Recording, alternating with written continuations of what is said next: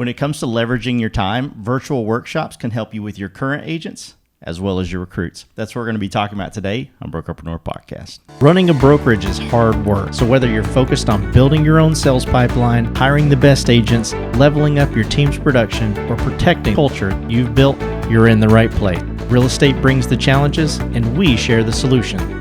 Welcome to the show dedicated to broker entrepreneurs. Welcome to the Brokerpreneur Podcast. Hey guys, welcome to another episode of Brokerpreneur Podcast. I'm Dr. Ben Spears, the Doctor of Flow. I'm here with the big guy as usual, Matt Vi. What's up, Matt? Man, living the dream. It feels like summertime for the first time. It's feeling a little hot in Florida. I'm not going to lie to you guys. I got in my car and I know it wasn't this, but I guess the magnification of my windshield, it said outside is 105 degrees. Oh, yeah. And I'm like...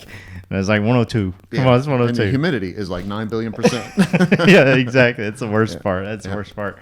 Gosh, Matt, what are we talking about today? Yeah, so we know that since COVID, right, there's the opportunity on virtual workshops and getting people back into the office and engaged and everything. We know that that's a little bit of a struggle. So what we're going to talk about today is using your virtual workshops, for lack of a better way of putting it, to create engagement, not just with your current agents, but also with recruits. Yeah, I like that a lot, guys. Before we get started, of course, go to the links in the description below. Click on the one that says Brokerpreneur Not So Secret Society. Every week we get to meet, a few more of you, and we're super excited about that. But you got to click on that link. We talk about how to scale and grow a real estate brokerage, whether it be retention, recruiting, agent productivity. Yep. It's absolutely free to attend. Friday, 12 to 1 Eastern Standard Time. Click the link, register. We'll send you an email every Friday morning with a Zoom link, and you hop on there, and we just have a great time. Yep. And you make some new friends, I promise. Yep. Always great conversations. Always brokers wanting to share. It's a lot of fun. Yep, absolutely. So Matt. Yep. A lot of brokers are like, all right, maybe I'll do some virtual workshops. Mm-hmm. There's a lot of, well, what do I talk about? Right. Well, what do I talk about? Right? I'll make that easy. Yep, I know you will. So hit it. Yep. So here's the best way to look at it. If you're doing a virtual workshop for your agents and you're going to invite recruits for both of those, mm-hmm. It has to be something that helps them make more money, period. If it's going to help them make more money, okay, now that doesn't mean it's all about leads or do something about, here's how you do more social posts with ChatGPT. That's not the crap I'm talking about, okay?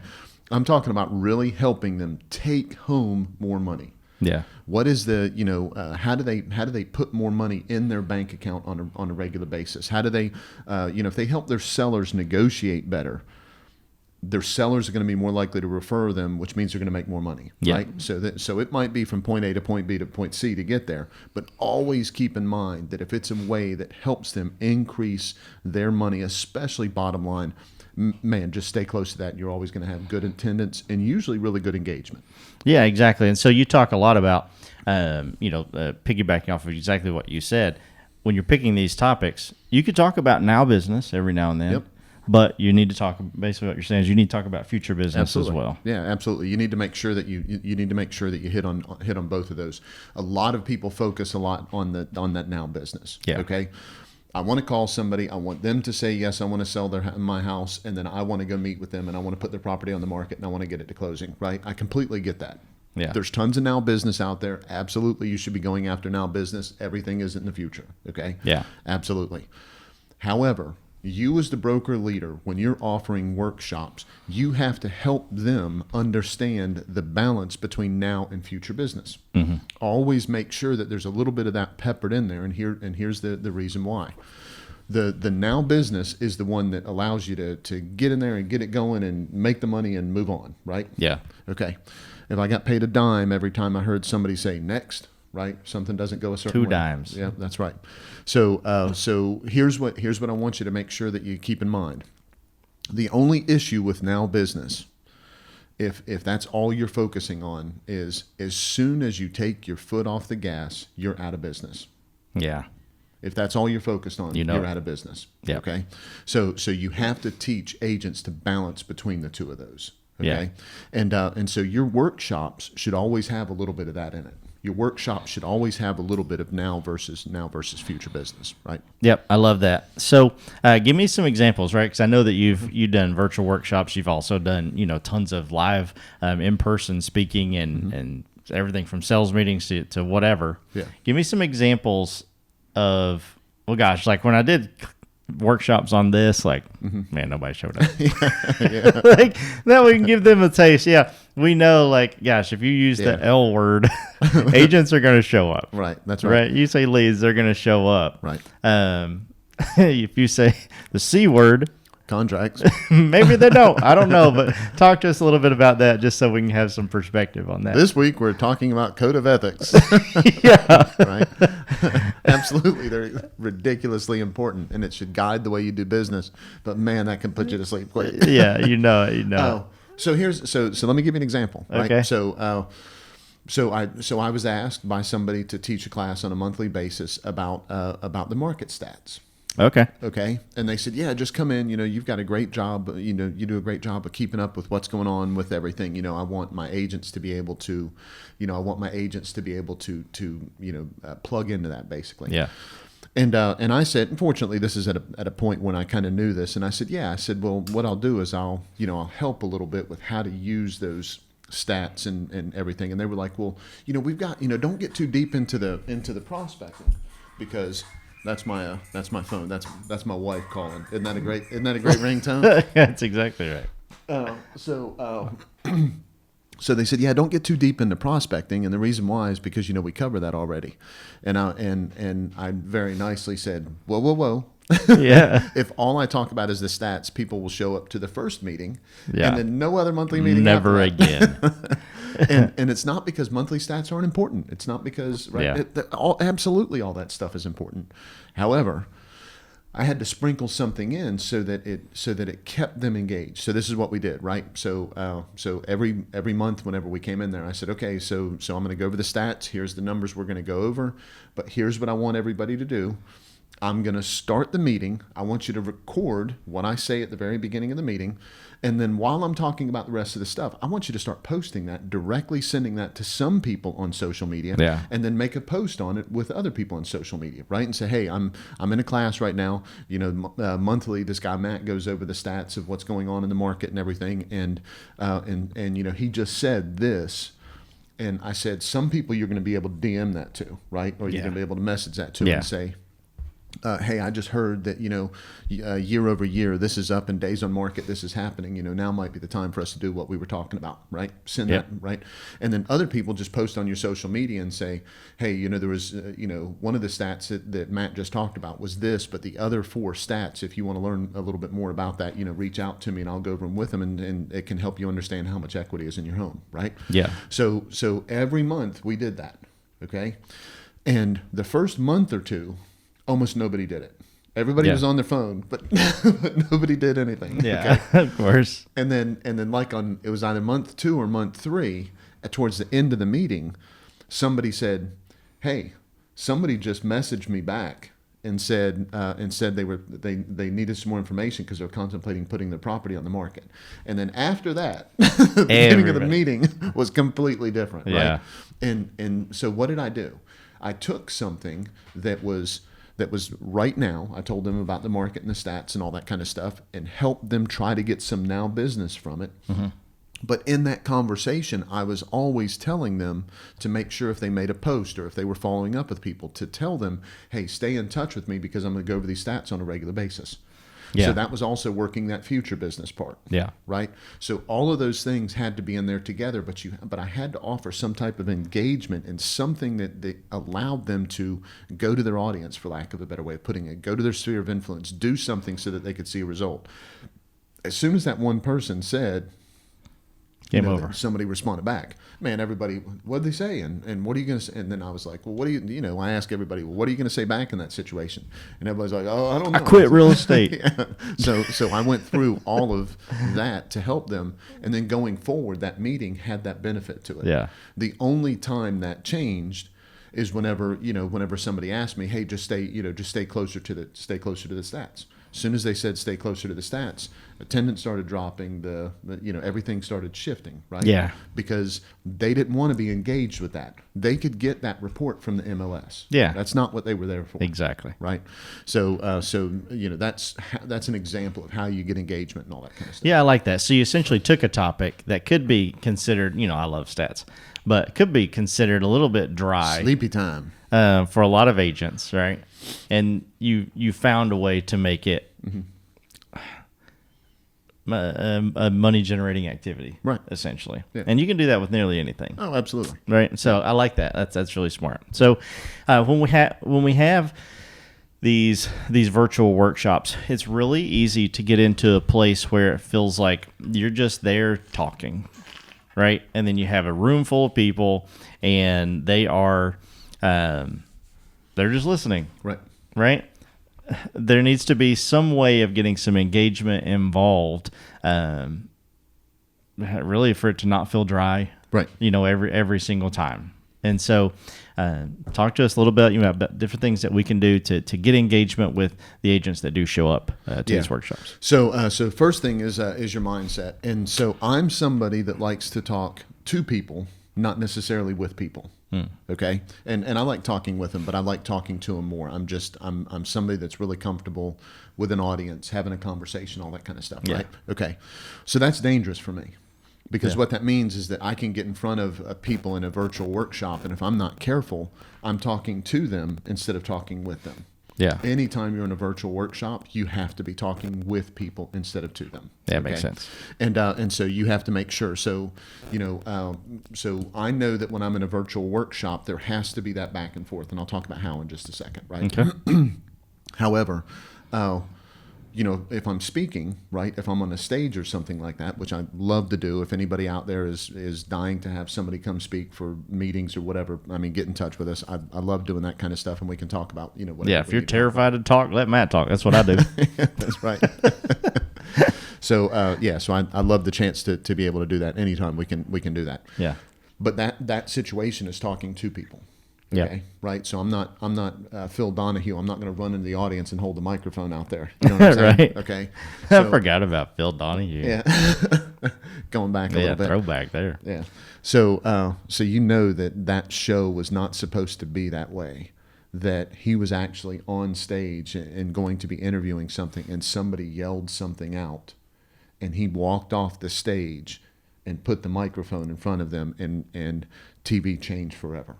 Yeah, I didn't know that. Yeah, well, that's interesting. Yeah, but anyway, so there is. Did he ever buy everybody a car? No, he didn't buy everybody a car. Okay, well. Yeah, he never got that big. But he made a difference, but he didn't get that big.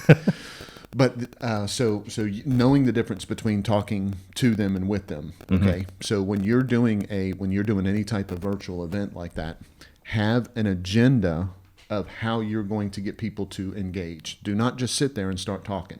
Mm-hmm. Don't just sit back in your chair and hold up a piece of paper and think you're going to win. Okay? Right. All right. So have an agenda of how you're going to get people to talk. And part of what you need to do in this type of situation, you see us do it on, any of our masterminds, right? When we have BOP Live on Thursdays, and there's agents in there, I'll say things like, "Hey Ben, in just a second, I'm gonna call on you, live while everybody's there. Hey Ben, in just a second, I'm gonna call on you, and I'm gonna get you to talk about your market, and you're just gonna tell us, where you're at and a little bit about how you're seeing the market. But before we do that, and then I'll talk for a second." So what that does, that gives Ben that chance to mentally prep to be able to do that, or he just leaves the Zoom room. Right. Right. So one of the two. Either way, right? Problem solved. My microphone broke. Yeah. So at that point, instead of me saying, "Okay, Ben, what do you think?" and Ben panicking and being concerned and worried about it, what's happening instead is I'm saying, "Hey, Ben, here's exactly what I'm going to ask you in just a second. Take a moment to think about it. I'm going to talk for a second. Have conversation, have the build up. Now, Ben, tell us a little bit about whatever." And so he's got that chance to think about it. What that does is now Ben is not being put on the spot and doesn't panic and looks prepared, like he's ready to go. And when that happens, other people are less afraid. Yeah. They're less worried about speaking up because they're like, he's going to give me a heads up. Or Ben spoke up and he didn't sound that bad. right? Yeah. Even if they don't realize that's happening. And we know he's an idiot. and even if so even if they're concerned that Ben would not be able to speak well in front of a group of people, he doesn't look bad. Yeah. Right. And so it's a very comfortable transition. So absolutely, that's a tactic that you should use 100%. Okay. The other one is, as you begin the webinar, right? You can push a group of questions out either in the chat or pull them up on the screen and say, hey, through the next hour, here's the questions we're going to be talking about. And I'm going to be calling on some of the audience at some point. Take a look at this. If there's any part of this that you'd like to contribute to, just let me know in the chat as we're going through this. Otherwise, let's dig in. Yeah. So what you're doing at that point is you're saying, hey, heads up, here's the things that I'm going to talk about. If you want to be part of that, reach out to the chat or raise your hand or whatever. What's going to happen is you'll notice some people that want to be engaged at that level are going to see a topic and they're going to wait for that topic to pop up. Yep. And when it pops up, they're going to chime in. The next thing you know, you got 3 or 4 people talking and speaking and comfortably saying whatever. And it's not like the whole audience is going to go, oh, I want to get in there and do that. But everybody is just going to feel a little bit more comfortable. And as they do, it's going to make it a little bit easier for them to be able to lean into that conversation. Higher engagement means that you, as the person that's hosting it, look more competent. Yeah. And that's what you want to do when you're in front of your agents and in front of recruits. Yeah, I like that a lot. So the last thing that I want to talk about is experiences, right, of the people inside of the workshop. Mm-hmm. And let's take a look at this from two different angles. You made a great point of, hey, kind of giving a timeline or an agenda so that everybody can see, like, hey, this is coming up. As people, right? I think this is from, if you're a good speaker and you're speaking to the same people on a regular basis, right? Because we're talking about your current agents and, some specific recruits that you're targeting. I think a good speaker is going to remember, and I see you do this all the time on, all of our other masterminds as well as our agent mastermind on Thursdays. You really remember, like, hey, that person, they had this experience. Or that person, like, they know a lot about this. Like, we know Ryan knows a lot about VPNs, right? That kind of thing. And so I think it's important as the speaker to say, okay, like, kind of remember these experiences that people are having. Yeah. But to do that, you have to get them to share them as well. Yep. And so let's talk about, how to do that, right? Because you're a master at that. But let's also talk about at the end of these virtual workshops, it's a good idea to get a feel of everyone's experience about how that specific workshop went as well. So let's talk about that, and then I'll put a bow on it. Yep. Absolutely. So you got to be an active listener, which is hard. Yeah. Right. That's part of the reason why I said have a plan or have an agenda, is because if you don't have one figured out and you're just sitting there winging it, the whole time you're just kind of making it through it is what you're doing, instead of working a plan to get through it a certain way. Like a bad interview. Like a bad interview. That's exactly right. So if you have an agenda and you know the direction you want to carry things and how you want it to go, it makes it really easy for you to remember the story that you talked to about somebody else. Yeah. Or more importantly, as you're putting that agenda together, make a little note on the side, right? And say, oh yeah, Billy Bob did this. Betty Sue did this. Jimmy Joe did this, right? And then if you get a chance and they're in there, you can talk about it. If they're not in there, without getting too in-depth about it, you're not stealing the thunder from someone and you're not telling the story the wrong way. But if there are pieces to that story that you know about that you could share that could demonstrate that point, just remember, people love hearing a story. You know it. And so that gives you that chance to be able to have that conversation and have that story with them. So that you're going to drive the point home that you're making by having a story. So that's whenever you're going to say, hey, does anybody have any insight on this? And they're going to, and hopefully some people are going to speak up. When you're an active listener, you're going to hear people say things and you're going to see things. So let's say that we're on a Zoom and there's a bunch of squares and a bunch of faces on there, and I'm looking through that Zoom as I'm talking. And I say something like, and that's why you have to do the 753 conversation with a listing whenever you do it. And you've got somebody that's shaking their head like that, and everybody else is kind of tilting like what's going on. Man, I'm going to call on the head shaker, right? Yeah. And I'm not going to fall for the when they're looking at their phone. Right? I don't want to put them on the spot. I don't want to mess things up. But if you see that they've got it, you can just say, hey, Billy Bob, I just wanted, I noticed that as we were going through that, right? Have you used the 753 conversation before? And then what are they going to do? They're going to tell a story. When they tell that story, man, engagement just goes up. Engagement just blows up. And you know what somebody doesn't have to worry about thinking through to not look stupid? Is telling a story. Telling a story. Yeah, sharing an experience. Right. Because they know it. And everybody else isn't going to doubt it because it's their experience. Yeah, they were the only ones there. That's right. Nobody can argue, right? I mean, you could. You'd be like, well, you weren't there. Right. Nobody's going to be like, why is that jerk arguing with that dude about a story? Yeah.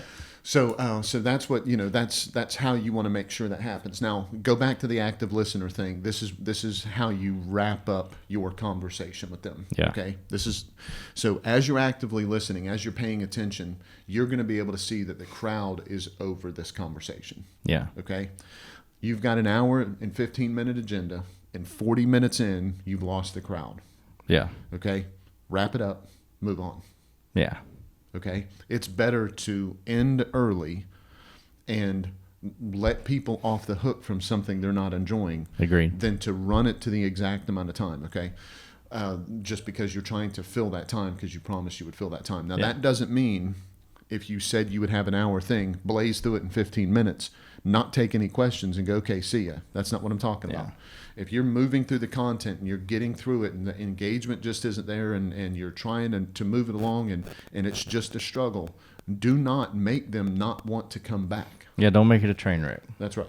Don't make it any worse than it has to be. That's exactly right. That's exactly right. And so one of the things that you do is at the end of it, always have some kind of little survey. Okay, so here's a suggestion, right? If you're going to put it in a chat, you can have your questions typed out, or you can go to Google Forms and just create a survey in there.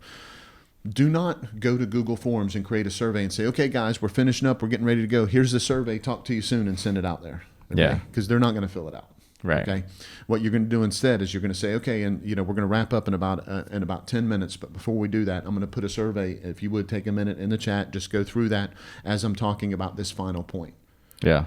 And then that way you wrap up that final point. You have that last conversation with them while they're taking a minute to go through and giving you feedback. And then for goodness sake, listen to the feedback. Right. Go in there, pay attention to what's in there, and listen to the feedback. Yeah, I like that a lot. Well, guys, I hope you like that a lot too. If you didn't like that a lot, come to Brokerpreneur Not So Secret Society and tell us. That's right. Right. If you did like it, we'd like that too. We'd like to see you there too. Make sure you click on that link at the bottom of our links in the description. Brokerpreneur Not So Secret Society. It's every Friday, 12 to 1 Eastern Standard Time. We would love to see you there. Matt? Yep. We do this and everything else that we do for one reason alone, my man. Tell them why that is. We just want to be part of your win.